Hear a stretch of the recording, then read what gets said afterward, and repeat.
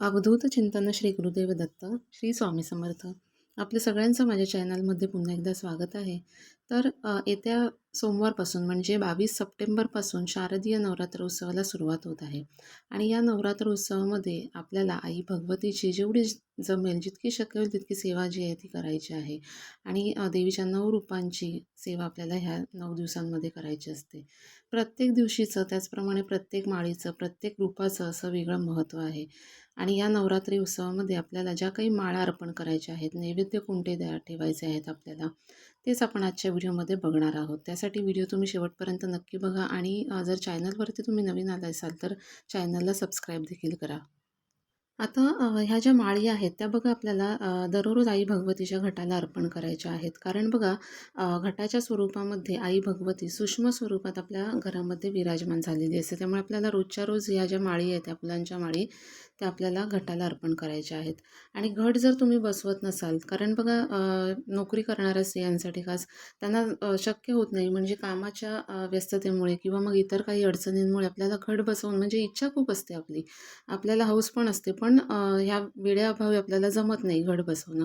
तर तुम्ही घट जर बसवत नसाल तर आपल्या घरामध्ये कुलदेवीचा फोटो किंवा टाक असतो, तर त्या टाकाला किंवा कुलदेवीच्या फोटोला देखील तुम्ही ह्या माळी ज्या आहेत त्या अर्पण करू शकता आणि नैवेद्य जो आहे तो देखील दाखवू शकता. आणि हा जो नैवेद्य आहे तो थोड्या वेळाने तुम्ही स्वतः ग्रहण केलात तरी देखील चालेल. त्याचबरोबर बघा आता ह्या ज्या फुलांच्या माळी आहेत, म्हणजे वेगवेगळ्या दिवशी वेगवेगळ्या फुलांच्या माळी आपल्याला अर्पण करायच्या आहेत. तर बऱ्याच वेळेला असं होतं की फुलं मिळत नाहीत, त्यामुळे माळ अर्पण करायची, कोणत्या फुलांची माळ अर्पण करायची, तर फुलं फुलं जर तुम्हाला त्या दिवशी जी फुलं त्या ज्या माळी अर्पण करायच्या, ज्या फुलांची माळ अर्पण करायची आहे, ती जर फुलं मिळाली नाहीत तर तुम्ही झेंडूची देखील फुलांची माळ अर्पण केली तरी देखील चालेल. पण शक्यतो बघा प्रयत्न करा, ज्या दिवशी आपल्याला ज्या फुलांची माळ अर्पण करायची आहे त्या फुलांची माळ अर्पण करायचा. जर नाहीच मिळाली तर झेंडूच्या फुलांची माळ देखील तुम्ही अर्पण करू शकता. आणि बघा बऱ्याच वेळेला असं होतं की बाहेर कुठे गेलेलो असेल किंवा नोकरी करणाऱ्या महिलांसाठी रोजच्या रोज ह्या ज्या माळी आहेत त्या अर्पण करणं शक्य होत नाही. त्यामुळे मग एकत्र माळ अर्पण केली जाते. तर शक्यतो बघा रोजच्या रोज माळ अर्पण करण्याचा प्रयत्न करा, कारण त्याला देखील एक वेगळं महत्त्व आहे. आणि यावर्षी बघा तब्बल 11 दिवस नवरात्र असणार आहे. आई भगवतीची 11 दिवस सेवा करायची आपल्याला यावर्षी संधी मिळालेली आहे. कारण तृतीया तिथी जी आहे ती बघा 2 दिवस असणार आहे आणि पंचमी तिथीची जी काही सेवा आहे ती आपल्याला चौथ्या माळेलाच करायची आहे. ते आपण पुढे जाऊन बघूच, त्यासाठी व्हिडिओ तुम्ही शेवटपर्यंत नक्की पहा. तर आता कोणत्या दिवशी आपल्याला कोणती माळ अर्पण करायची आहे, त्याचप्रमाणे नैवेद्य कोणता अर्पण करायचा आहे तो आपण जाणून घेऊया. तर यंदा 22 सप्टेंबरला घटस्थापना आलेली आहे. वार आहे सोमवार. या दिवशी प्रथम रूप शैलपुत्रीचं पूजन केलं जातं. रंग या दिवशीचा शुभ जो आहे तो आहे पांढरा. आणि नैवेद्य जो आहे आपल्याला गाईचं तूप किंवा मग गाईच्या तुपापासून बनवलेला कुठलाही गोड पदार्थ आपण नैवेद्यासाठी ठेवू शकता. पहिली माळ जी आहे ती बघा 11 विड्यांच्या पानाची माळ आपल्याला अर्पण करायची आहे, किंवा मग शेवंतीच्या फुलांची माळ किंवा सोनचाफ्याच्या फुलांची माळ देखील तुम्ही अर्पण करू शकता. मंत्र जो आहे तो आहे ओम देवी शैलपुत्रे नमः. शैलपुत्री देवी ही दुर्गा मातेच्या 9 रूपामधील पहिलं रूप, जी हिमालय पर्वताची कन्या असल्याने पर्वतांची कन्या म्हणून ओळखली जाते. नवरात्रीच्या पहिल्या दिवशी तिची पूजा केली जाते. शैल म्हणजे पर्वत आणि पुत्री म्हणजे कन्या, यावरूनच शैलपुत्री असं नाव जे आहे ते पडलेलं आहे. शारदीय नवरात्रीचा दुसरा दिवस 23 सप्टेंबर, वार आहे मंगळवार. द्वितीय रूप जे आहे ते ब्रह्मचारिणी. शुभ रंग जो आहे या दिवशीचा तो आहे लाल रंग. नैवेद्य आपल्याला साखरेचा ठेवायचा आहे. दुसरी माळ जी आपल्याला अर्पण करायची आहे ती गोकर्णाच्या फुलांची तुम्ही अर्पण करू शकता, किंवा मग पांढऱ्या रंगाची फुलं कोणती, मोगरा वगैरे असं पांढऱ्या रंगाच्या फुलांची माळ आपल्याला अर्पण करायची आहे. मंत्र जो आहे तो असणार आहे ओम देवी ब्रह्मचारिण्य नमः.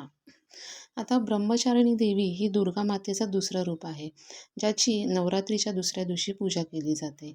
या देवीला तपश्चारिणी असं देखील म्हणतात, कारण त्याने भगवान शंकराला पती मिळवण्यासाठी घोर तपश्चर्या केली होती.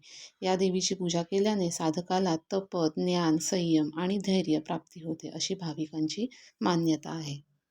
शारदीय नवरात्र उत्सवाचा तिसरा दिवस 24 सप्टेंबर बुधवार या दिवशी आलेला आहे. आणि यावर्षी 24 सप्टेंबर बुधवार आणि 25 सप्टेंबर गुरुवार या दोन्ही दिवशी तृतीया तिथी आलेली आहे. त्यामुळे देवीचं तृतीय रूप चंद्रघंटा यांचा आपल्याला 2 दिवस पूजा करायचा मान मिळालेला आहे. कारण यावर्षी 25 सप्टेंबर गुरुवार या दिवशी संध्याकाळी चतुर्थी तिथी जी आहे ती लागणार आहे.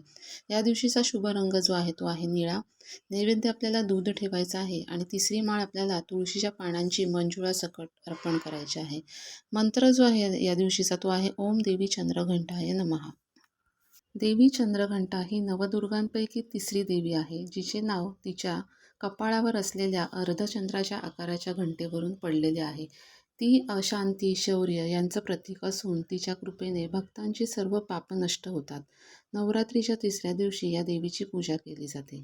कारण तिने महिषासूर नावाच्या राक्षसाचा वध केला होता आणि धर्माचं रक्षण केलं होतं.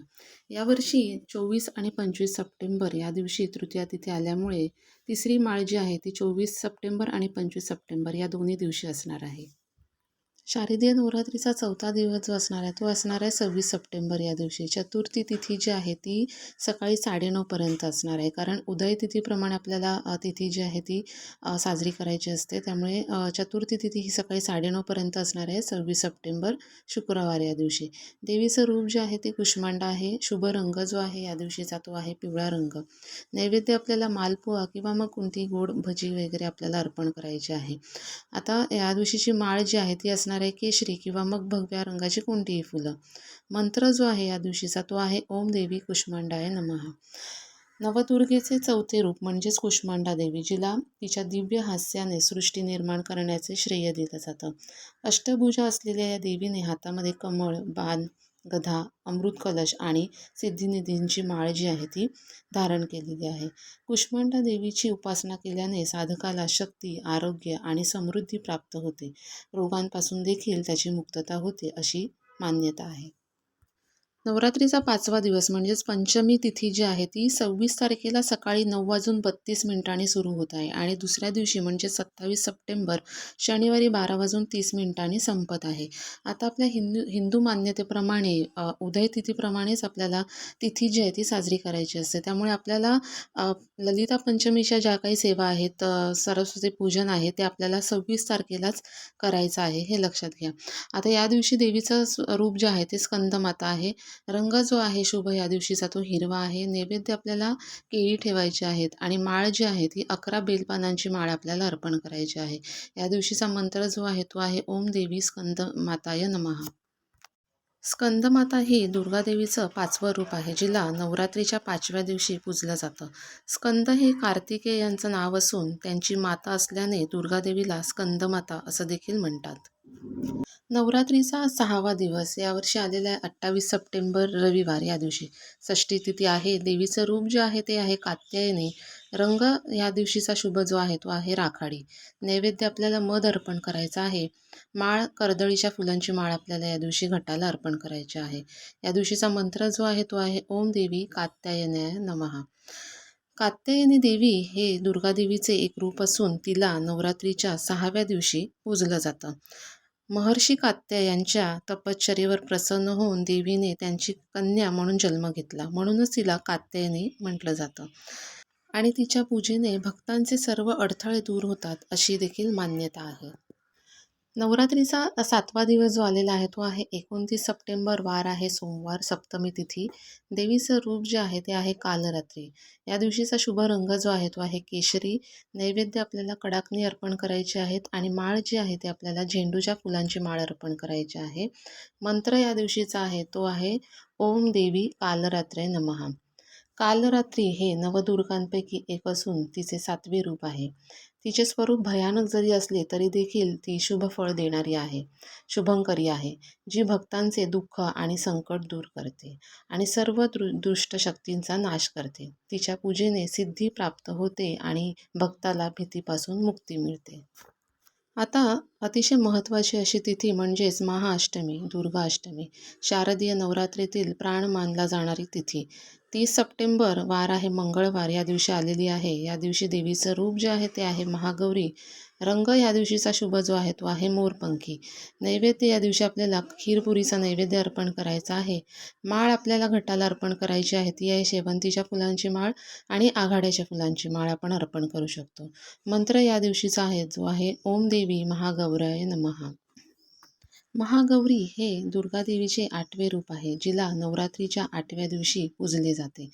ती अत्यंत तेजस्वी, शांत आणि पवित्र आहे, जिच्या नावाचा अर्थ आहे महान पांढरी असा होतो. महागौरीला त्रिशूळ आणि डमरू धारण केलेल्या चतुर्भुज रूपात पूजले जाते, जी भक्तांच्या सर्व इच्छा पूर्ण करते, त्यांना त्यांना सौंदर्य, ऐश्वर्य आणि आंतरिक शक्ती देखील प्रदान करते.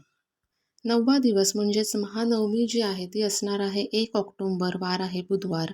देवीचं रूप जे आहे या दिवशीचं ते आहे सिद्धदात्री. रंग जो आहे शुभ या दिवशीचा तो आहे गुलाबी आणि नैवेद्य आपल्याला पांढरे तीळ अर्पण करायचे आहेत. घटाला माळ जी आहे ती आपल्याला लिंबाची माळ अर्पण करायची आहे. या दिवशीचा मंत्र जो आहे तो आहे ओम देवी सिद्धदात्रे नमः. सिद्धदात्री देवी ही नवदुर्गांच्या 9व्या रूपाचं प्रतीक आहे, जी अंतिम शक्ती आहे. जिला सिद्धिरात्री म्हणजेच सिद्धी देणारी असे देखील म्हटलं जातं. नवरात्रीच्या 9व्या दिवशी तिची पूजा केली जाते. तिच्या पूजेने भक्तांना अलौकिक शक्ती, ज्ञान आणि त्यांच्या सर्व इच्छा, मनोकामना पूर्ण होतात. ती कमळावर विराजमान असते. तर बघा अशा प्रकारे पद्धतीने 9 रूपांचं पूजन आपल्याला करायचं आहे. 10व्या दिवशी सीमोल्लंघन असणार आहे, म्हणजेच दसरा म्हणून आपण या दिवशीला साजरा करतो. आणि अशा प्रकारे 10 दिवस आपल्याला जी माळ अर्पण करायची आहेत घटाला, त्या अर्पण करायच्या आहेत. नैवेद्य तुम्हाला जमेल तसं अर्पण करायचं आहे. आणि देवीच्या 9 रूपांची पूजा केल्याने आपल्याला कोणतं फळ मिळतं, हे देखील आपण आजच्या व्हिडिओमध्ये जाणून घेतलं. तर बघा अशा प्रकारे तुम्ही घट जरी बसवत नसाल तरी देखील आपल्या घरातील कुलदेवीच्या फोटोला तुम्ही माळ अर्पण करू शकता. नैवेद्य तुम्हाला जमेल तसं अर्पण करू शकता.